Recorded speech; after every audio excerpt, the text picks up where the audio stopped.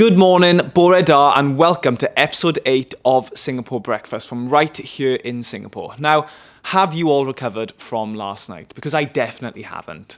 Let's have a recap of what we saw last night. And also Rick's now of USA, but this is Great Britain's moment. Great Britain playing a long-awaited gold medal. China get up to grab second. What a final leg by the Chinese. And Australia the bronze medal. USA miss out. Great Britain, Duncan Scott coming up clutch there when his team needed it the most. That was pretty special, wasn't it? Matt, James, Jack and Duncan stormed through to claim Britain's first gold medal of the week out here in Singapore, maintaining Britain's place on top of that podium in this event. What a moment. What a moment for the boys, but also what a moment for us watching as well. It was electric in that room. From Matt Richards, who had something to prove on that first 200, to Jimmy Guy, who that last length came down like a rocket. Jack McMillan, who we thought was playing with the rest of the field, but again on that last 50 stormed through. And who would you want more on that last leg other than Duncan Scott? We talk to the boys now. Joining us fresh from last night's podium, Jack McMillan and Jimmy Guy. Woo! Have you come back down to earth from Cloud9 yet, boys? Yeah, I mean, obviously last night was great for the team. I think obviously, we needed that. So it was great, and this morning's been great with all the messages from last night and all the support that we got. So yeah, it's been nice. Yeah, I feel like after the race, it was always obviously nice to win it and see my family and friends outside the pool. Went for some dinner last night with my fiance. I'm actually getting married next week, so that's kind of congratulations now, which is quite cool. So, but yeah, it's obviously nice to win the race again, but to do it with obviously Jack in the final four, which is quite nice. First time for you, so yeah, to be world champions again is always a nice feeling. Well, it was Great Britain's first gold medal of the week. What does that mean to you? Yeah, I mean, to be in the final four this time round has been an honour, and it's been great. Obviously, to win gold as well and defend, titles now for the last 2 years is phenomenal. And Jimmy's obviously been there so many times now, and it's just trying to a stepping stone into the next 3 years into LA. We've got on the right foot, and hopefully we can continue on now for the next 3 years. Yeah, I feel like obviously to win it again is something we wanted to do, and I think myself and Jack, compared to the morning, our times weren't where we want them to be.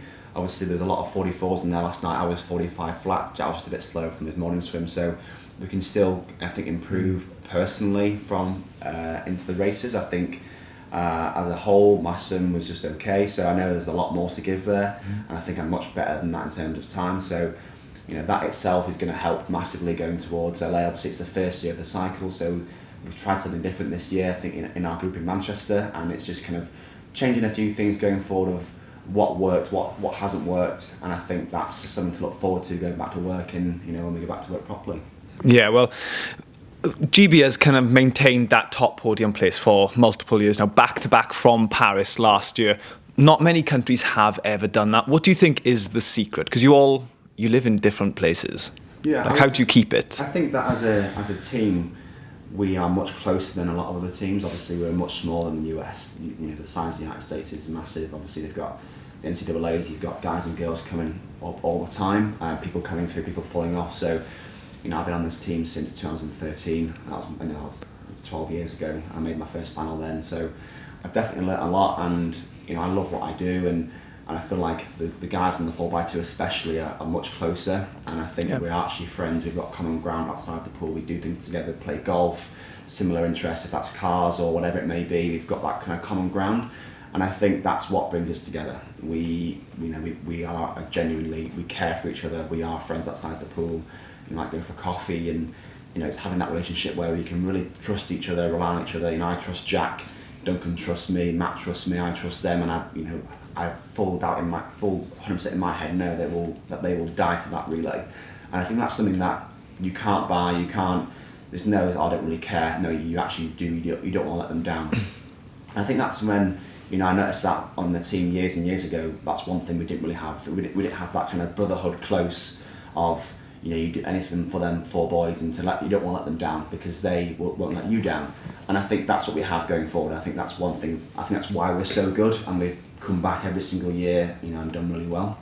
Yeah, I think as well, it's like no one's like selfish on the team. We do it for the team. Yeah.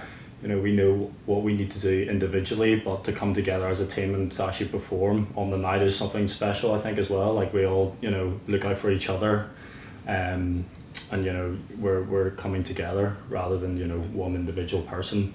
And yeah, I think what you said about the friendship and stuff, we're really close, and I think that's just helped. And hopefully, if other people come through now as well, they'll hopefully join that as well, and it'll be good for the future too. It's like the you can refer to the USA Ryder Cup team. It's like they've got these massive golfers and massive names, but to try and come together as a team and play as a team, it's completely different. And I think that's one thing. That's what we do really well. We do really come together, and we care for each other, and that's really important. Yeah. Well, you just saying now that the other 3 boys will die for that relay team. Mm-hmm. That must take so much pressure off you individually, because not that you can forget about them, but you can be like, well, I know they're going to do everything they can, so I've just got to focus on me.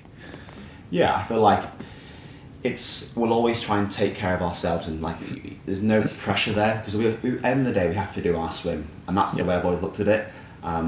You go in, you do your process, and you just give it everything you can the back 25 of the race, and you swim as hard as you can.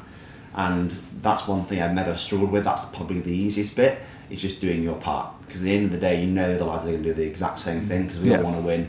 We've been winning this event since, for the last 10 years, been on the podium multiple times, obviously won the gold last year in Paris, so the easiest bit is to do our part and just let the race take care of itself. Obviously we can't control what the other teams are doing. It's just making sure that you are adaptable and you can see what's happening. I saw, for example, last night the Chinese boy in lane 2 was coming back at me on the last 50, but I didn't let him touch me out. So that's And over the last few years, we have seen the team kind of set in stone. Jack, you've now obviously earned you already earned your place, but you were in the team last night. What does that mean to you to come into this historic relay team? Yeah, I mean, obviously last year was great. Yeah. Winning the gold medal Olympic Games, that was like a dream come true, and to now be in the final and winning a world's medal is crazy, to be honest. This is what I've obviously dreamed of and trained for my whole career, and I've been putting in a bit of different work this time round, going for more of a 400, 200 type work and training. I think that's obviously paid off, and I dropped a massive PB in the morning, so I'm really happy about that. And obviously going forward now gives me more confidence in that event, and we can obviously push each other now as more, and I think that's a real positive for the team as a whole, knowing that we've got four or five guys now going 145 or below. So yeah, I think that's a real positive going forward, and just to be on the podium this time is special. Yeah. And Jim, obviously you won your first World Championship title 10 years ago now in Kazan. What has been the secret to your longevity? Because a decade later you're still winning golds. I think the most important thing is enjoyment. I love what I do, and swimming's obviously a very niche sport. It's not, I don't think what we do is normal. We're swimming 10 times a week in the pool, putting our body through hell. Middle of January, it's freezing cold, getting up early, and you either love it or you don't. And I think there's obviously points in my career where I've not really enjoyed the sport. I think that's quite normal. Obviously any sportsman or sportswoman you have that kind of place where it's up and down, and I think I've been through that. And this time around, probably the year before Paris and where I'm at now, I'm loving it more than ever. I love what I do, and I feel like having a coach like Ryan, it's someone, at first he kind of believed in me more than I believed in myself, and it's nice to have that. And I feel like that's where then the love for the sport came back again quite quickly. And obviously I will carry on until LA. But I think the one thing I would say is to anyone who's wants to have a long career is being consistent. You have to make sure you put in the work in the correct way, and you have the break when you need to have a break, but also having a life outside the pool is really important. And I think I've got a great balance of having family life, playing golf, having some good friends, and there's a point where in anyone's career where you can kind of turn the dial down and turn it up again. And I feel like obviously Olympic year you turn it right up, and this year probably being post Olympic year, there's points where you can kind of relax a little bit and switch off, but it's that point where you need to go, okay, this is important now. You need to step up, and I feel like I've done that quite well. Yeah, and we know the saying pressure is for tires, but you are the team that the other teams target to beat because you're so good. How do you deal with that? I don't really care, to be honest with you. I don't see it as pressure at all. People say they want to win the relay. They've heard it multiple times this year after their trials. I'm like, okay, well, let's just see what happens then. And at the end of the day, it's how good you are on that day. And teams didn't win, teams came fourth. So it doesn't matter what the trials do. People can post these really quick times, but it's how good you are on that day. And we got it right. And I don't see it as pressure. I never have done. We can't control what they do. It's our own swim. But at the end of the day, will always come down to a dogfight. And I think back the Brits, bring home the bacon. Absolutely, we definitely did. Yeah, I think for me personally, I think I thrive quite well under pressure, and I think it is just all in your mind almost. We can perform on the night, and we've proven that time and time again. And it's just been what we've been set out to do, and what we've trained for and put our mind to. So I think it is just we're so good at doing it on the night. It's like that at trials. We get on the team, and then it's just like a stepping stone and a process to that, and it's just trying to do it all over again.